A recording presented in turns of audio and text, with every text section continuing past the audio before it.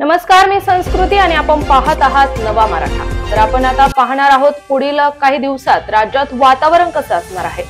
गेल्या काही दिवसापासून राज्यातील वातावरणात मोठ्या प्रमाणात चढ-उतार पाहायला मिळत आहे। अशातच आता पुन्हा एकदा शेतकऱ्यांचं टेन्शन वाढवणारी बातमी समोर आली आहे। हवामान खात्याने राज्यातील काही भागात पावसाचा इशारा दिला आहे, तर काही भागात थंडीचा अलर्ट दिलेला आहे।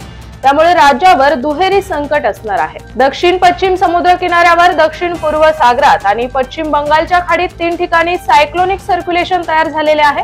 त्याचा परिणाम देशभरात पाहायला मिळत आहे। आग्नेय अरबी समुद्रात केरळच्या जवळ चक्रीवादळासारखी स्थिती निर्माण झालेली आहे। त्यामुळे एकीकडे अतिधुकं आणि हाडं गोठवणारी थंडी, तर दुसरीकडे पाऊस आणि ढगाळ वातावरण अशी स्थिती निर्माण झालेली आहे। महाराष्ट्रातही याचा परिणाम दिसून येणार आहे। महाराष्ट्रात काही जिल्ह्यांमध्ये रिमझिम ते मध्यम स्वरूपाचा पाऊस, तर काही ठिकाणी ढगाळ वातावरण राहील असा अंदाज हवामान विभागाने व्यक्त केलेला आहे। हवामान विभागाने वर्तवलेल्या अंदाजानुसार उत्तर महाराष्ट्र आणि पश्चिम महाराष्ट्रात थंडीचा कडाका वाढलेला आहे।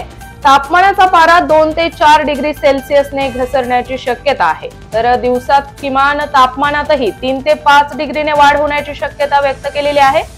याशिवाय दक्षिण कोकणात पुढच्या 48 तास पावसाचा इशारा देण्यात आला। त्यानंतर हवामान कोरडं राहील। तसेच रिमझिम पावसामुळे कोकणातील शेतकऱ्यांना फटका बसू शकतो। 12 जानेवारी ते 15 जानेवारी उत्तर कोकणात कोरडं हवामान राहील असा अंदाज हवामान विभागाने व्यक्त केलेला आहे। तर उत्तर मध्य महाराष्ट्रात आजपासून पुढचे 4 दिवस पावसाचा इशारा देण्यात आलेला आहे। त्यामुळे पश्चिम महाराष्ट्रात पहाटे थंडी आणि ढगाळ वातावरणासोबत रिमझिम पाऊस पडेल असा अंदाज वर्तवला आहे। याशिवाय 14 ते 15 जानेवारी नंतर मात्र हवामान कोरडं राहील। तसेच मराठवाड्यासाठी 3 दिवस महत्त्वाचे आहेत। 11, 12 आणि 13 जानेवारी रोजी रिमझिम पावसाचा इशारा देण्यात आलेला आहे।